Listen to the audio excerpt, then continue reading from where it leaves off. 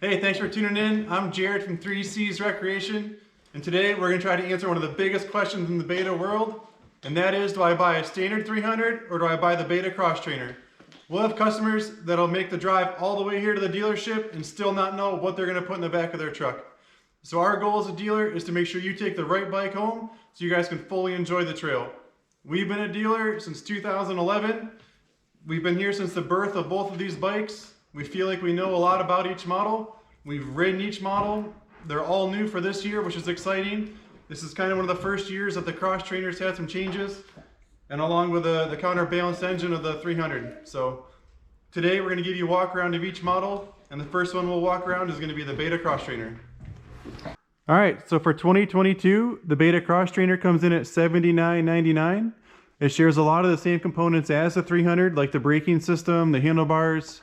But when you get to the middle of the bike, the way you sit on it, the way it feels, it is a smaller feel to the bike. It's roughly 1 inch lower than the standard 300. You can kind of tell from the pipe how the power is going to be a different feel to it, more of an electric power.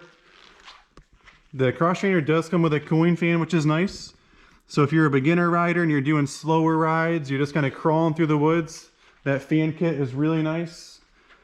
You work your way to the back of the bike. The swing arm is going to be the same. Again, the rear wheel and the brakes are all the same as the standard 300. The XTrainer has a lot of the old plastics that were still being used. Like this rear fender is off like a 2018 bike model year for the standard bikes.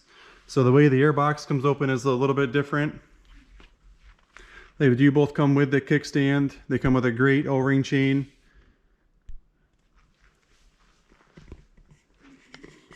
Up on the handlebar, you have your wet and dry map, the hydraulic clutch. It comes with all the controls. So if you do live in a state where you can put this on the road, you're literally just a turn signals away from making that happen. And the gas tank is a 2.25 gallon tank. It's a little bit smaller than the 300. So for the most part, this is a walk around of the XTrainer. I can show you guys how the seat comes off. It's super simple. We just push with a button, a little bit harder with one hand, pull back on the seat. These are both oil injected bikes. So our oil tank is here. Oil tank is the same size on both bikes. This is where our battery sits. So if you have to maintain that, that's super simple. And the next thing I can show you is how to take the airbox cover off. And so you just kind of grab a hold of the bottom tab, the top tab, and you pull it off from the front. And inside of here is going to be your air filter. Super easy to get to. Some folks remove this little cover on top. It lets a little bit more airflow. I don't know. It's hard to tell personally, if that's any better or not.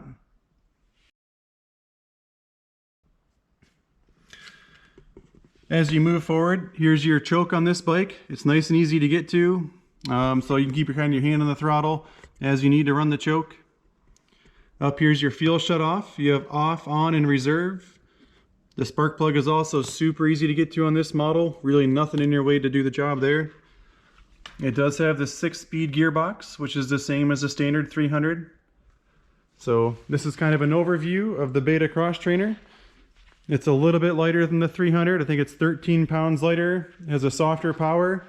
And if you're a more mellow rider, if you're just going to do trail riding, there's no motocross in your future, I would push you toward a Beta XTrainer. Okay, so the second bike we're going to look at, this is the Beta 300RR. This is the 22 model year. This bike retails at $96.99. The front wheel, the front axle is a little bit different than the XTrainer. And as you come back, you can see the pipe is your standard 2-stroke pipe. Some people do add this pipe to their XTrainer. You're free to do that. You see it happen a lot. As you come back a little ways, this is your drain plug for the gear oil. It's the same on both bikes as well. So on this side of the bike, other than adjusting your shock, there's not a lot to worry about. This is your oil fill here. As you come toward the back of the bike, this is your rear brake. They've been running the same exact brake pads since we've been a dealer in 2011. So that's really nice and easy for us as the dealer. This has that restyled plastic to it. This came out in 2020. Oh, the grab handles are actually built into the plastic here, so they didn't get away from them. They're built in. Where you look at the cross trainer, the grab handles have their own, special notch made out. It's super easy to take the seat off on this bike as well. I'll do it with one hand here. Kind of push in and pull up. Usually with two hands, it's a little bit easier. So once we have the seat off, it's easy to get to the oil tank and the battery. So nothing's any different than the cross trainer up in here. This does have a 2.5 gallon tank, so it's a little bit bigger tank to it. And then if you want to get to the air filter, all we do is we pull out here and pull out on the top.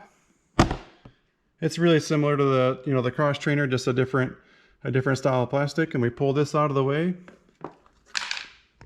And here's our air filter. It's got a really comfortable cage to it. It's easy to change. We did a beta tech tip on our channel. If you scroll down, check out our other videos. We do an air filter change video. We also do a beta spark plug change video. So if you got a 4-stroke and want to know how to change a spark plug or a 2-stroke, we talk about that.